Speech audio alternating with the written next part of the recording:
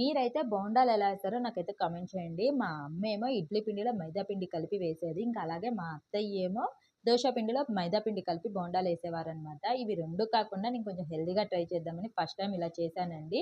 కొంచెం ఇడ్లీ పిండి మిగిలిపోతే అందులోనే ఒక కప్ వరకు రాగి పిండి, అలాగే అదే కప్‌తో గోధుమ పిండి, ఇంకా అలాగే ఒక చిన్న కప్పు పెరుగు కూడా వేసేసి నైట్ అయితే కలిపేసి ఉంచేసాను. మార్నింగ్ లెగగానే అందులోనే టేస్ట్‌కి సరిపడా ఉప్పు, జీలకర్ర, కొంచెం పసుపు, సన్నగా తరిగిన పచ్చిమిర్చి, అల్లం, ఉల్లిపాయలు, కరివేపాకు, కొత్తిమీర కూడా వేసేసి ఒకసారి కలిపేసాను. ఇవన్నీ కలిపేసరికి కొంచెం వాటర్ క్వాంటిటీ అయితే వచ్చిందనమాట. ఇవన్నీ కొంచెం వాటర్ తగ్గడానికి కొంచెం బొంబాయి రవ్వ, అలాగే సోడా ఉప్పు కలిపేసి ఒక 10 నిమిషాలు పక్కనుంచాను.